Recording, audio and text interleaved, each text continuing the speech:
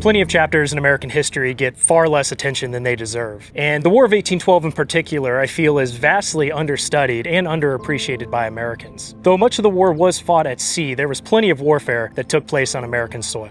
Behind me is the Anacostia River, which in 1814 was known as the eastern branch of the Potomac River. And on a hot August afternoon, this was the last natural line of defense between a British army and the American capital of Washington. This is the site of the Battle of Bladensburg, a battle so disastrous it earned the nickname the Bladensburg Races for how fast the American army seemingly retreated. But that's only part of the story. There were also men who stood their ground. Sailors and Marines under the command of Commodore Joshua Barney fought until they were wounded, outnumbered, and finally overrun. So today I'm retracing the ground where the defense of Washington collapsed, and where a few Americans proved that the young republic was worth fighting for.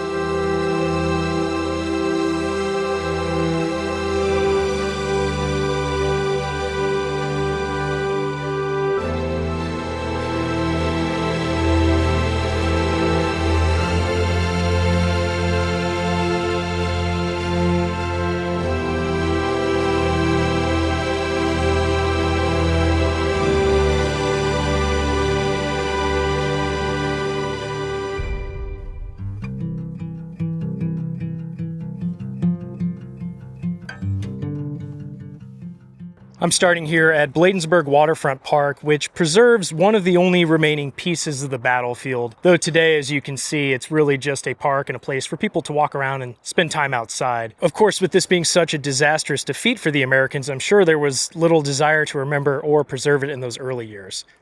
But today I'll be essentially starting where the battle began and visiting sites that generally follow the flow of the battle. Now, I do want to provide an understanding of the battlefield itself. This section I'm currently in is on the eastern side of the river, which is where the British troops attacked from. On August 19, 1814, British General Robert Ross and around 4,500 British troops landed at Benedict, Maryland, and I actually made a video about that if you want to check it out. But over the next few days, General Ross and his army marched north towards the nation's capital. On the American side, Brigadier General William Winder was in command of around 6,500 men defending the capital. At the start, this was a difficult situation to be in because his troops were a mix of regulars, militia, and inexperienced units. He also reported directly to Secretary of War John Armstrong, which created some confusion over who actually had operational control. And here at Bladensburg, Winder attempted to organize a defensive line east of Washington on the west side of the river. It was a fairly strong position, bolstered by 6-pounders of the Baltimore artillery. At the outset of the battle, the Americans established 3 battle lines, with the first positioned on the western shore of the river, defending a small wooden bridge that led into Bladensburg. And as mentioned, we're here on the eastern side of the river, so the area that we're in here at the park is where the British Army would have first approached from, and ultimately would have curved around and headed towards that small wooden bridge that crossed the Anacostia River, which we see down there below. And here at the park, like I said, there's really nothing of a battlefield that is preserved, but they do have a good number of interpretive signs, which are neat. They give visitors a sense of what happened here and provide some of the history. So here's one of them, for example, that talks about the Battle of Bladensburg and gives some of that history. And what's neat about these signs is they also have a lot of different maps that kind of show you how things played out in this area. So as mentioned, where we're at is over here at the park on the east side of the Anacostia River, and the British would have passed through Bladensburg around noon, and about 12:30 they proceeded to not only cross the bridge here, but they also forded the river north of the bridge, which pretty quickly collapsed that American first line. But I'm actually going to drive over to the western shore of the river, where they do have some more interpretive signs, to explore a little bit more of the initial salvos of the battle itself and the collapse of the American first line. I'm now here on the western shore of the Anacostia River, and it was right here, up and down the shoreline, that the American first line of defense was positioned, as well as the Baltimore artillery. And now we're looking across towards the eastern bank, which is where the British Army would have approached from. And I don't know about you, but just standing here as an American militiaman, trying to picture thousands of these British soldiers marching right into the onslaught of this artillery, trying to take a 120-foot long wooden bridge that once stood here at this site. And just seeing those British soldiers continue to march forth in the face of that withering fire had to have been absolutely terrifying. But today, of course, the original wooden bridge no longer stands. There's a more modern bridge here. But to give you a little bit of the layout, so as mentioned, that was the east side over there. There was a wooden bridge that stood in this approximate area, which the Americans were defending. And the British fought their way across this bridge, and just north of the bridge, they actually forded the Anacostia River as well. So the British kind of had a two-pronged attack, and fairly quickly, the first line of defense for the Americans collapsed. And today they do have a few interpretive signs here to help visitors get a better idea of what took place. And this one here I actually really like. It's not in the best of shape, but it gives a battle map, which provides some really good details and some of the positions of specific units. And just to reiterate, we're located right about here on the western shore. Earlier, we were here in Bladensburg Waterfront Park, and the British fought their way, coming from the east, across the bridge and forded to the north. And this first line of defense collapsed pretty quickly and began to retreat. Again, the battle was nicknamed the Bladensburg Races, perhaps for good reason. And the second line was located right about here across modern-day 40th Avenue. And one interesting part of the story here is that it is believed James Monroe is actually who ultimately positioned this second line. And the reason that is important is because they were actually too far away, too far to the west of the first line to provide any sort of support as the first line began getting attacked. And then much further down here, you can see the American third line where it was positioned. And this is where Commodore Barney and his sailors and Marines and some other militia out of Washington were positioned when the British eventually marched down and attacked their positions. So a good layout of the battlefield. And as we proceed through different points today, you'll be able to see generally where we were.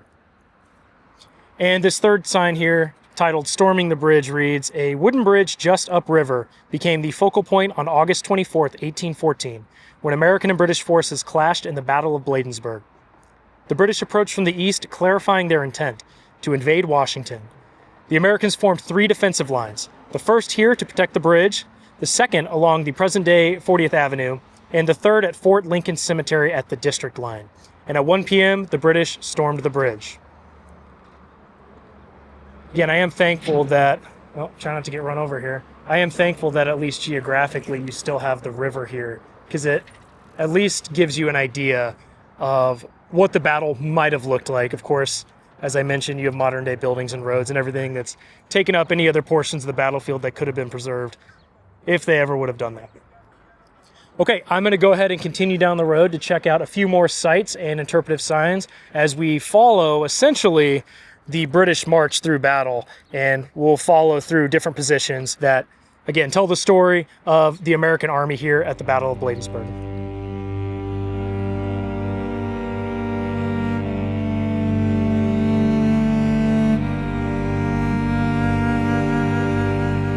I've moved a bit down the road, further away from the river, and right now I'm looking down 40th Avenue, and it was pretty much down this road here. This is about marking where the second American line of defense was. And as I mentioned, it's about 500 yards away from the first line, which was too far away to provide any sort of meaningful support. So when the first line of defense retreated, followed by the British onslaught, the second line here buckled pretty quickly. And today there are a couple of interpretive signs talking about that, and one that caught my eye, I didn't know this, it's talking about the Georgetown Road, which today is Bunker Hill Road, right here. And this road existed before the War of 1812, and it was the primary thoroughfare that connected Georgetown and Bladensburg. And it was down this road that most of the Americans retreated that came from the first line. Another interesting sign here, well, we talked about how James Monroe was present at the battle. Well, President James Madison was also a witness to the Battle of Bladensburg. Here where the second line of the American defense was positioned, President Madison was here, and it says that he was confident that his troops would block the British advance. But as the second line of defense collapsed and he watched the enemy gain the field, the president hurried back to Washington and sent word ahead to the First Lady to save what she could and to get out of there. And this picture here depicts, of course, the famous event of First Lady Dolly Madison salvaging the now famous Gilbert Stuart painting of George Washington, which does hang in the White House today. But yeah, again, American second line of defense pretty much positioned here along 40th Avenue today. and it collapsed pretty quickly. So now we're going to head a little bit down the road to explore what happened at the American third line of defense in the brave stand by Commodore Barney and his men. I'm now over here in Fort Lincoln Cemetery. And during the Battle of Bladensburg, it was up here on these heights where the American third line was positioned under the command of Commodore Joshua Barney. The third line was comprised of an interesting group, of course, the sailors and Marines of the Commodore's flotilla. You also had militia and U.S. regular troops, along with some 12 and 18 pounders. Well, again, it was up here on these heights where the American third line was positioned, and when the first and second line collapsed and retreated westward towards this direction, the third line held their ground and stood by for the British attack. Well, they ultimately repelled 3 British onslaughts, and the British soon gained the left flank of the American third line off in that direction. But Commodore Barney was unaware of that, and about 500 or so sailors and Marines, along with Commodore Barney and their artillery, held the ground right in this general area. And when they ran out of ammunition for their artillery, they spiked the guns, and they continued to fight until they were completely overwhelmed, and Commodore Barney was also shot in the thigh, grievously wounded, and in about this location is where he was wounded and actually taken prisoner as well. And today they have a neat little sign that goes into that for the most part. It talks about how Commodore Joshua Barney and his 500 Marines were greatly outnumbered by the British Expeditionary Force of 4,500 trained regulars. And today there's this really neat monument which is dedicated to Commodore Joshua Barney. It's very peaceful back here with the bench. You can come and spend some time in reflection. And the inscription reads, "This is the site of the Battle of Bladensburg.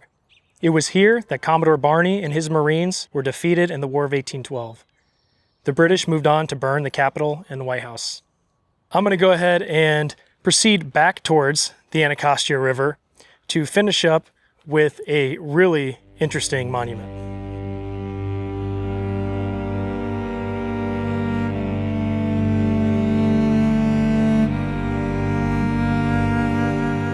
Few Americans study or even know much about the War of 1812, and I would wager that even fewer have ever even heard of the Battle of Bladensburg. But if you decide to visit this area, you'll find, as we've seen today, a ton of interpretive signs all throughout the area that explain the battle. But none of them are as prominent as this one here before us now.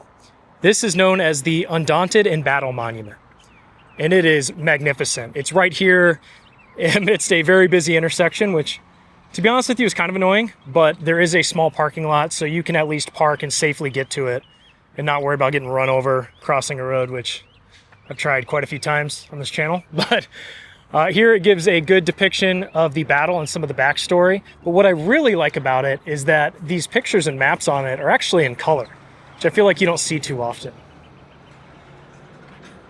Here's a early map of the battle, and a quote underneath it from the infamous James Wilkinson. He called it the Affair of Bladensburg. So think ahead, of course, of being a massive loss that led to the destruction of Washington. And there at the center, we see 2 men. Of course, there's Major General Robert Ross, who was the commander of the British Army here during the battle. And next to him is not U.S. Army General William Winder, who was overall in charge, but Commodore Joshua Barney, who was the commander of the U.S. Navy flotilla. And actually, in the lead up to the battle, Commodore Barney had to burn his boats and ships in Chesapeake Bay because the British were approaching. And he ultimately, of course, joined the army with his sailors and Marines and fought in the Battle of Bladensburg. And the reason you see Commodore Barney there and not General Winder is because it was Commodore Barney and his men who made the final stand at the Battle of Bladensburg. And of course, he was wounded in the battle. And as awesome as this site is, what this monument's really known for is the sculpture on the front of it.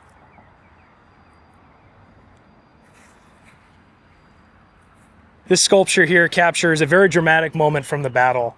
There at the center, with a wound in his leg and holding out his sword, is Commodore Joshua Barney. And of course, his men, all the sailors and Marines from his flotilla, made that last stand where modern-day Fort Lincoln Cemetery is. But what I want to point out here is this other man standing with his arm holding up Commodore Barney.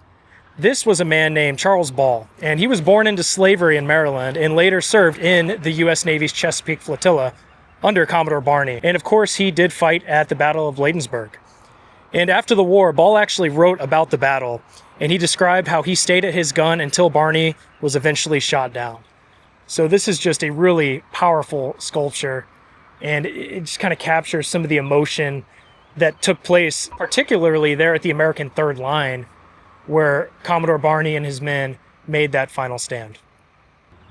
All right, well, that's my look at the Battle of Bladensburg. And going into this, I didn't actually know a lot about the battle. Of course, I did some research to make sure once I got here, I actually knew what sites to visit and what generally took place at that site. But even reading some of the interpretive signs and getting to walk the ground and see the river and just get a better idea of what the landscape looked like or might have looked like at the time has enriched my own understanding of the battle.